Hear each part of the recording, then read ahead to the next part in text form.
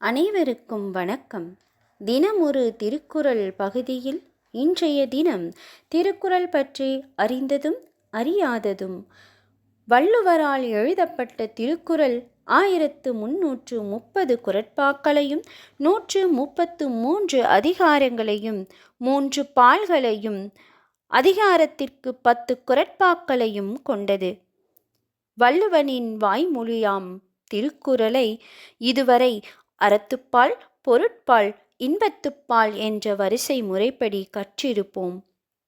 ஆனால் அதனை அவ்வாறு கற்பதை விட இன்று நான் கூற இருக்கும் வரிசை முறைப்படி கற்றால் திருக்குறளின் உன்னதமும் திருவள்ளுவரின் மேன்மையும் உணர முடியும். மனித வாழ்வின் அவனுக்கு நிம்மதி தருவது இன்பம். அதனை இன்பத்துப்பாலில் கூறி களவு கற்பு வாழ்வின் விதிமுறை விளக்கி மனித வாழ்வின் தொடக்கத்தை கூறியுள்ளார் வள்ளுவர்.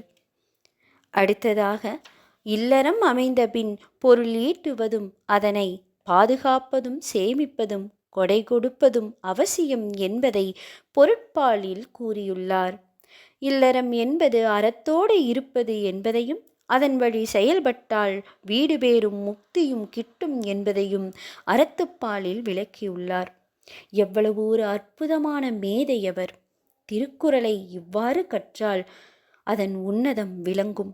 இனிவரும் நாட்களில் நமது தினம் ஒரு திருக்குறள் பகுதியில் குறட்பாக்களை இந்த வரிசை முறைப்படி கேட்டு பயன்பெறுங்கள். திருக்குறள் பற்றி அறிந்ததும் அறியாததும்னு சொல்லிட்டு இந்த ஒரு செய்தி மட்டுமா என்று நீங்கள் நினைப்பது கேட்கிறது. இதோ உங்களுக்காக மேலும் சில செய்திகள். திருக்குறளின் அதிசயங்கள். திருக்குறளில் தமிழ் என்ற சொல் பயன்படுத்தப்படவில்லை. திருக்குறளிலுள்ள மொத்த எழுத்துகள் 42,194. திருக்குறளில் தமிழ் எழுத்துக்கள் 247 37 எழுத்துகள் மட்டும் இடம்பெறவில்லை. திருக்குறளில் இடம்பெறும் இரு மலர்கள் அனிச்சம், குவளை. திருக்குறளில் இடம்பெறும் ஒரே பழம் நெருஞ்சிப்பழம். திருக்குறளில் இடம்பெறும் ஒரே விதை குன்றிமணி.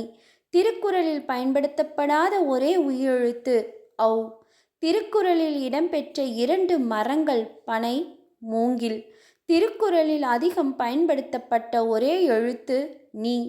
திருக்குறளில் ஒரு முறை மட்டும் பயன்படுத்தப்பட்ட இரு எழுத்துகள் லீ, ங.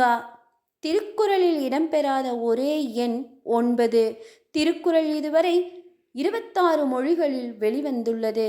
திருக்குறளை ஆங்கிலத்தில் 40 பேர் மொழிபெயர்த்துள்ளனர். இவை மட்டுமல்ல, மேலும் சில தகவல்கள். தமிழ் நூல்கள், அதாவது திருக்குறளை பற்றிய நூல்கள். திருக்குறள் உரை என்ற நூலை பாரதிதாசன் எழுதியுள்ளார். திருக்குறள் மரபுரை என்ற நூலை பாவாணர் எழுதியுள்ளார். திருக்குறள் விரியுரை என்ற நூலை திருவிக எழுதியுள்ளார்.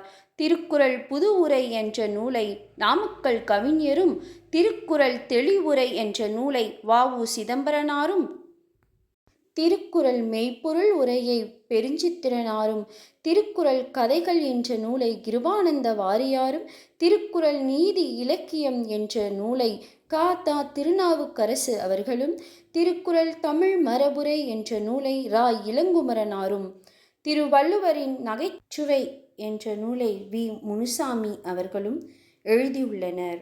திருவள்ளுவரையும் திருக்குறளையும் போற்றி இவ்வாறு எழுதப்பட்ட நூல்கள் திருவள்ளுவ மாலை என்னும் தொகுப்பாக வெளியிடப்பட்டுள்ளது. திருவள்ளுவரையும் திருக்குறளையும் கற்போம், போற்றி வணங்குவோம், வாழ்வை சிறப்புற வாழ்வோம். நன்றிகளுடன் தமிழருவி திருமதி ப. ஆனந்தி, M.A. B.Ed தமிழ் ஆசிரியை, சிவகிரி FM ரேடியோ துணை இயக்குனர் மற்றும் பட்டிமன்ற பேச்சாளர். நன்றி, வணக்கம்.